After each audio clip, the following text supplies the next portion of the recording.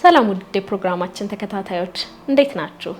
በዛሬው ዝግጅታችን በታሪካዊነቱ አቻ ስለማይገኝለት አንድ ህዝብ አስቃኛችኋለሁ። ይህ ህዝብ የሶስቱ ታላላቅ ሃይማኖቶች ማለትም የእስልምና፣ የክርስትናና የአይሁድ መነሻ ህዝብ ነው።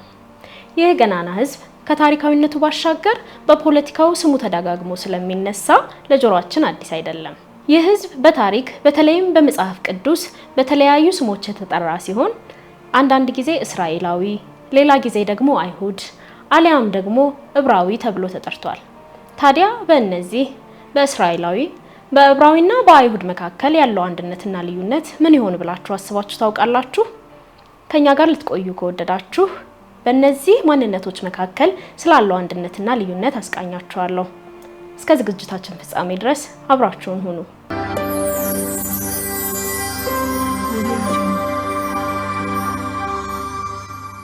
መጽሐፍ ቅዱስን ስታነቡ በትክክል አይሁዳውያን ማን ናቸው? እስራኤላውያንስ? ዕብራውያንስ ብላችሁ አስባችሁ ታውቃላችሁ? በእነዚህ ሶስት ማንነቶች መካከል ያለው አንድነትና ልዩነት ምን እንደሆነስ ስንቶቻችሁ ታውቃላችሁ? በዛሬው ዝግጅታችን መጽሐፍ ቅዱስን ከፍተን በእነዚህ ሶስት ማንነቶች መካከል ስላለው አንድነትና ልዩነት እንመለከታለን። ስለዚህ ከዕብራይስጡ አብርሃም ጀምረን ወደ እስራኤል ልጆች ከዚያም ወደ አይሁዳውያን በመናደርገው ጉዞ ከኛ ጋር ሁኑ።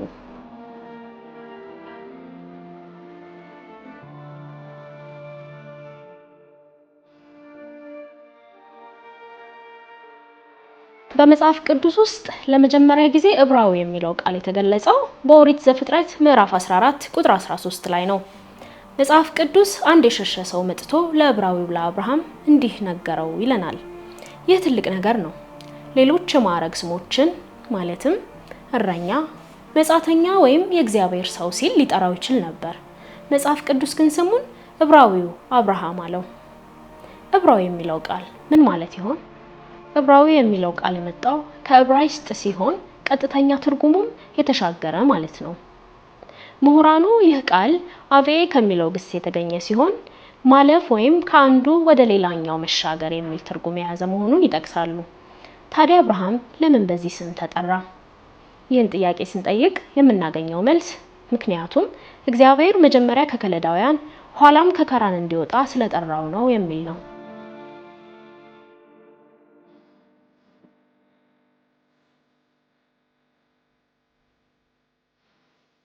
መጽሐፍ ቅዱስ በኦሪት ዘፍጥረት ምዕራፍ 12 ከቁጥር 1 እስከ 5 አብርሃም ታላቁን የኤፍራጥስ ወንዝ ተሻግሮ ወደ ከነዓን ምድር ደረሰ በማለት ይነግረናል።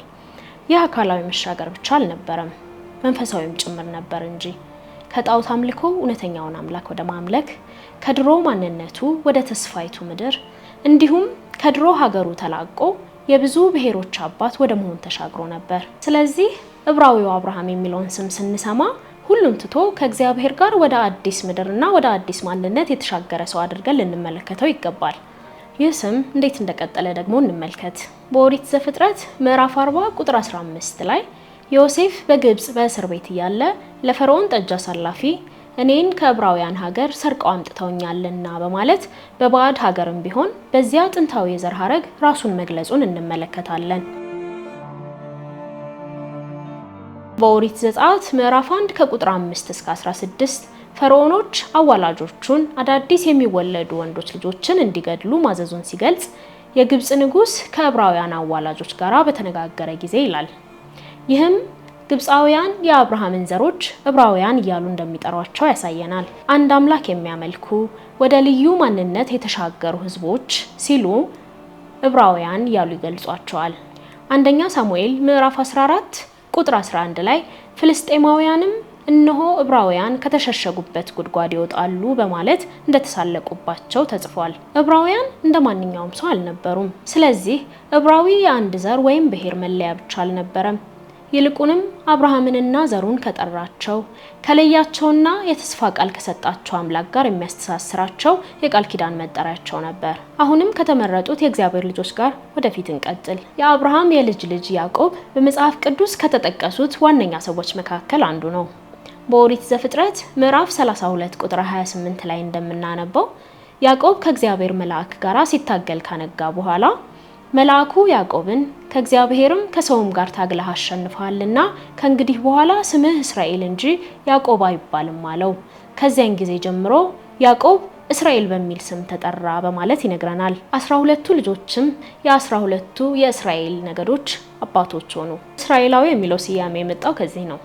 እስራኤላዊ ማለት እስራኤል የተባለው የያዕቆብ ልጆች ማለት ነው። ልጆቹም የእስራኤል የነገድ አባቶች ሆኑ። እነሱም ሮቤል፣ ስምዖን፣ ሌዊ፣ ይሁዳ፣ ይሳኮር፣ ዛብሎን፣ ብንያም፣ ዳን፣ ንፍታሌም፣ ጋድና አሴር ናቸው።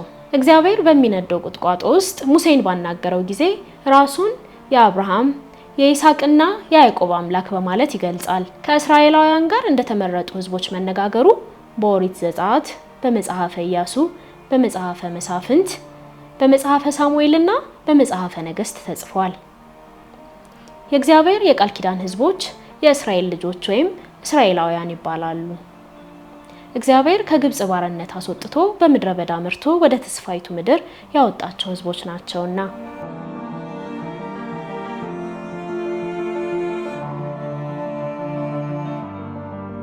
ኦሪት ዘዳግም ምዕራፍ 7 ቁጥር 6 ላይ አምላክህ እግዚአብሔር በምድር ላይ ካሉ አሕዛብ ሁሉ በላይ ለራሱ ሕዝብ ትሆን ዘንድ መርጦሃል፣ አንተ ለአምላክህ ለእግዚአብሔር የተቀደስክ ሕዝብ ነህ በማለት ይናገራቸዋል። እስራኤላዊ መሆን ማለት ከዘር ያለፈ ማንነት ነው። እግዚአብሔር አምላክ እሱን እንዲያገለግሉት ከዓለም የለያቸው የቃል ኪዳን ሕዝቦች አካል መሆን ማለት ነው። ከንጉሥ ሰለሞን በኋላ ታሪክ ሌላ መልክ ያዘ። የእስራኤል መንግስት ለሁለት ተከፈለና በ10 ነገድ የተዋቀረው የሰሜኑ መንግስት እስራኤል የሚለውን መጠሪያ ይዞ ቀጠለ። ደቡባዊው መንግስት ደግሞ ይሁዳ ተብሎ የተጠራ ሲሆን የይሁዳ የብንያምና ቤተ መቅደሱን የሚያገለግሉት ሌዋውያንን ያቀፈ ነበር። ብዙም ሳይቆይ ሰሜናዊው የእስራኤል መንግስት ጣዖት አምልኮ ውስጥ ወደቀ። የወርቅ ጥጃን ምስል አቁመው በመስገድ የኢየሩሳሌምን ቤተ መቅደስ ረሱት። እንደ ኤልያስ፣ ሆሴዕና አሞጽ ያሉ ነቢያት ማስጠንቀቂያ ቢሰጧቸውም ንስሐ ለመግባት ፈቃደኞች አልነበሩም። ሁለተኛ ነገሥት ምዕራፍ 17 ቁጥር 16 ላይ በሆሴዕ 9ኛው ዓመት የአሦር ንጉስ ሰማርያን ወሰደ፣ እስራኤላውያንንም ወደ አሦር አፈለሰ፣ በአላሄና በአቦር በጎዛንም ወንዝ በሜዶንም ከተማ አኖራቸው ሲል ይዘግባል። በ722 ቅድመ ልደተ ክርስቶስ 10ሩ የሰሜን ነገዶች ወደ አሦራውያን በምርኮ ተወሰዱ። ከዚያ በኋላም እንደ አንድ መንግስት ተመልሶ አልመጡም። በዚህም ምክንያት የጠፉ የእስራኤል ነገዶች በሚል ተጠሩ። ከዚያም የደቡቡ የይሁዳ መንግስት ብቻውን ቀረ። ዋና ከተማቸውም ኢየሩሳሌም ነበረች። ቤተ መቅደሶቹ ዛሬም ድረስ የአምልኮ ስፍራ ሆነው ቆመው እናገኛቸዋለን። ምንም እንኳን ይሁዳ ከኃጢአትና ከአመጻ ጋር ቢታገልም እግዚአብሔር ለዳዊት ስለገባው ቃል ኪዳን ሲል አላጠፋቸውም። ሁለተኛ ነገሥት ምዕራፍ 8 ቁጥር 19 ላይ ነገር ግን እግዚአብሔር ለእርሱና ለልጆቹ ሁልጊዜ ብርሃንን ይሰጠው ዘንድ ተስፋ እንደሰጠው ለባሪያው ስለ ዳዊት ይሁዳን አያጠፋውም ይለናል። አይሁዳውያን እነማን ናቸው?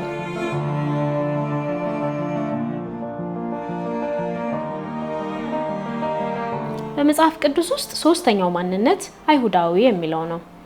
ይህ ስም የመጣው ይሁዳ ከሚለው ሲሆን ይሁዳ ከ12ቱ የያዕቆብ ልጆች መካከል አንዱና ዘሩ በእስራኤል እጅግ ጠንካራና ተጽዕኖ ፈጣሪ የሆነው ነገድ አባት ነው። በኦሪት ዘፍጥረት ምዕራፍ 49 ቁጥር 10 ያዕቆብ ስለ ይሁዳ ትንቢት ተናገረ።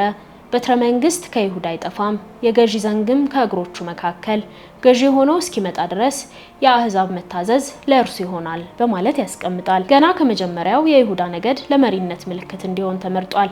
ዳዊትን፣ ሰለሞንን ኋላም መሲሁ ኢየሱስ ክርስቶስ የመጡት ከዚሁ ነገድ ነው።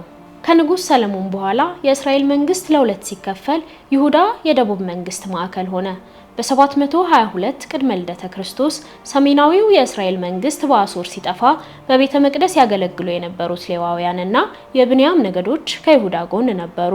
የዚህ ደቡባዊ መንግስት ሰዎች በጅምላ ይሁዲ ወይም አይሁዳውያን ተብለው ተጠሩ። ሁለተኛ ነገሥት ምዕራፍ 25 ቁጥር 11 ባቢሎን ይሁዳን ሲወጋ ስለደረሰው ውድመት ያሳየናል። ከዚያም ናቡከደነጾር በከተማይቱ የቀሩትንና ወደ ባቢሎን የሸሹትን ብዙ ሰዎች ማርኮ ወሰደ። ሆኖም በምርኮ እያሉ እንኳን ማንነታቸው የተገለጠ ነበር። በቀላሉ እስራኤላውያን ተብለው ብቻ አልተጠሩም። ይልቁንም ብዙ ጊዜ አይሁዳውያን ተብለው ይጠሩ ነበር። በባቢሎን የግዞት ወቅት አይሁዳዊ የሚለው ስም በአምላክ ለተመረጡት የቃል ኪዳን ህዝቦች ዋነኛ መለያ ሆኖ ነበር። በመጽሐፈ ዕዝራ ምዕራፍ 4 ቁጥር 12 የእግዚአብሔር ህዝብ ጠላት ለፋርስ ንጉስ ከአንተ ዘንድ የወጡት አይሁዳውያን ወደ ኢየሩሳሌም ወደ እኛ እንደመጡ ንጉሱ ይወቅ፣ አመፀኛይቱንና እጅግም የከፋችውን ከተማ ይሰራሉ፣ ቅጥሯንም ያድሳሉ፣ መሰረቷንም ጠገኑ በማለት ጽፎለት ነበር። በዚህ አውድ ውስጥ አይሁዳዊ እንጂ እስራኤላዊ ተብሎ አልተጠሩም። መጽሐፈ አስቴር ምዕራፍ 2 ቁጥር 5 ላይ አንድ አይሁዳዊ የቂስ ልጅ የሰሜኢ ልጅ የኢያኢር ልጅ መርዶኪዮስ የሚባል ብንያማዊ በሱሳ ግንብ ነበር ሲል ይጠቅሳል። መርዶኪዮስ የብንያም ነገድ ሆኖ ሳለ ነገር ግን አይሁዳዊ ተብሎ መጠራቱ በዚያን ወቅት አይሁዳዊ የሚለው ስም በደቡብ አካባቢ ላሉት የቃል ኪዳን ህዝቦች ሁሉ የሚሰራ እንጂ ከይሁዳ ነገድ ለሆኑት ብቻ እንዳልሆነ ያሳየናል። በአዲስ ኪዳን ጊዜ አይሁዳዊነት ሁለንተናዊ ማንነት ሆነ። በማቴዎስ ወንጌል ምዕራፍ 2 ቁጥር 2 ላይ እንደተገለጸው ሰብአ ሰገል ወደ ኢየሩሳሌም በሄዱ ጊዜ በሄሮድስ ፊት ቀርበው የተወለደው የአይሁድ ንጉስ ወዴት አለ? እንሰግድለት ዘንድ ኮከብን አይተን ከምስራቅ መጥተናልና በማለት መጠየቃቸውን እንመለከታለን። በዮሐንስ ወንጌል ምዕራፍ 18 ቁጥር 33 ላይ ጲላጦስ አንተ የአይሁድ ንጉስ ነህን? በማለት እንደጠየቀውም ተጽፏል። ማቴዎስ ወንጌል ምዕራፍ 27 ቁጥር 37 ላይ እንደምናገኘው ይህ ኢየሱስ የአይሁድ ንጉስ ነው የሚል የክሱን ጽሕፈት ከራሱ ላይ አኖሩ ይለናል። ጌታ ኢየሱስ ክርስቶስ ከውልደቱ ጀምሮ እስከ ዕለተ ሞቱ ድረስ የናዝሬቱ ኢየሱስ የተስፋው የዳዊት ልጅና ከይሁዳ ነገድ የሆነው አንበሳ በሚል ተጠርቶ እንመለከታለን።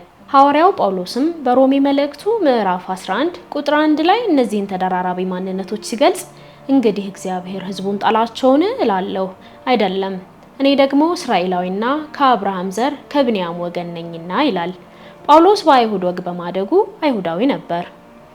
የዘር ሐረጉ ከያዕቆብ የሚመዘዝና ከአብርሃም የጀመረው የጥንቱ የቃል ኪዳን ቤተሰብ አባል በመሆኑም ዕብራዊ ነበር። ፊልጵos ምዕራፍ 3 ቁጥር 5 ላይ በስምንተኛው ቀን የተገረዝኩ ከእስራኤል ትውልድ ከብንያም ነገድ ከዕብራውያን ዕብራዊ ነኝ፣ ስለ ሕግ ብትጠይቁ ፈሪሳዊ ነበርኩ ሲል ይገልጻል።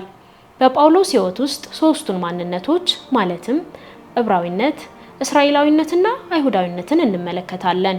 አሁን ደግሞ እነዚህ ሶስት ማንነቶች በእግዚአብሔር ዕቅድ ውስጥ እንዴት እንደሚሰሩ እንመልከት። ዕብራዊ የሚለው ስም ወደ መጀመሪያው ሰው ወደ አብርሃም ይወስደናል። በኦሪት ዘፍጥረት ምዕራፍ 14 ቁጥር 13 ላይ ከዚያም የሸሻ አንድ ሰው መጥቶ ለዕብራዊው ለአብርሃም ነገረው ይለናል። ይህ የእግዚአብሔር የቃል ኪዳን ሕዝብ የመጀመሪያው ስማቸው ነው። አብርሃም ሕያው እግዚአብሔርን ለመከተል ጣዖት ማምለክን ቤተሰቡንና ሀገሩን የተሻገረ አድርጎታል። ስለዚህ ዕብራዊነት መሰረት ነው። ከሶስቱ ውስጥም በጣም ሰፊው ነው። ነገር ግን መርሳት የሌለብን ነገር የያዕቆብ ዘር ብቻ ሳይሆን እስማኤልና ኤሳውም በዘር ሐረግ ዕብራውያን ነበሩ። ለዚህ ነው ዕብራዊ ሁሉ እስራኤላዊ አይደለም ያልነው። እስራኤላዊነት ከሁሉም ይጠባል። ይህ ማንነት የሚያመለክተው ከእግዚአብሔር ጋር ከታገለ በኋላ እስራኤል ተብሎ የተጠራውን የያዕቆብን ዘር ነው። ኦሪት ዘፍጥረት ምዕራፍ 32 ቁጥር 28 እና ኦሪት ዘጸአት ምዕራፍ 3 ቁጥር 15 ላይ የአባቶቻችሁ አምላክ የአብርሃም አምላክ የይስሐቅም አምላክ የያዕቆብም አምላክ እግዚአብሔር ወደ እናንተ ላከኝ፣ ይህ ለዘላለሙ ስሜ ነው፣ እስከ ልጅ ልጅ ድረስም መታሰቢያ ይህ ነው ሲል ይገልጻል። ነገር ግን የእስራኤል መንግስት ለሁለት ከተከፈለ በኋላና የሰሜኑ ነገዶች በአሶር ተማርከው ከተወሰዱ በኋላ በሁለተኛ ነገስት ምዕራፍ 11 ላይ እንደምናየው እስራኤላዊ የሚለው ቃል በዕለት ተዕለት ህይወታቸው ብዙም ጥቅም ላይ አልዋለም ነበር። አይሁዳዊ የሚለው ቃል የመጣው ከዚህ በኋላ ነው። መጠሪያው የደቡብ መንግስት መሪ ነገድ ከሆነው ከይሁዳ የመጣ ነው። የሰሜኑ ነገዶች በጠፉ ጊዜ ደቡባዊ መንግስት ማለትም የይሁዳ የብንያምና የሌዋውያን ነገዶች ዋነኞቹ የእግዚአብሔር ህዝቦች ሆኑ። ከዚህም በኋላ በይሁዳ የሚኖሩ ሁሉ ከይሁዳ ወይም ከብንያም አሊያም ከሌዊ የመጡ ሁሉም አይሁዳውያን ወይም ይሁዲዎች ይባሉ ነበር።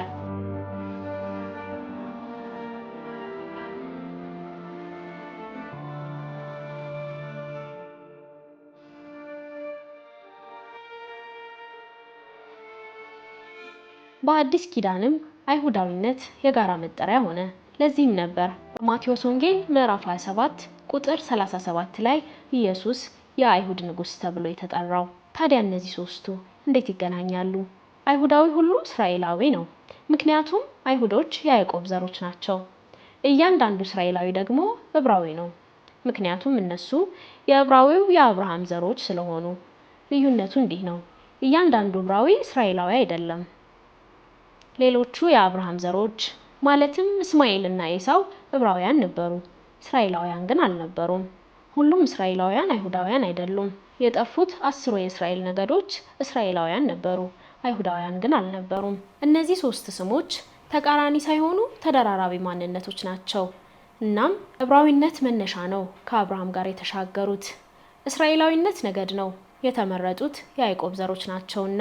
አይሁዳዊነት ስለመትረፍና ቀጣይነት ነው። እያንዳንዱ ማንነት እግዚአብሔር ለአብርሃም ለያዕቆብና ለይሁዳ የገባውን የቃል ኪዳኑን ተስፋ እንዴት እንደጠበቀ ይነግሩናል። ዮሐንስ ራእይ ምዕራፍ 5 ቁጥር 5 እነሆ ከይሁዳ ነገድ የሆነው አንበሳ እርሱም የዳዊት ስርና ዘር መጽሐፉን ይዘረጋ ዘንድ 7ቱንም ማኅተም ይፈታ ዘንድ ድል ነስቷል በማለት የተጻፈው ለዚህ ነው።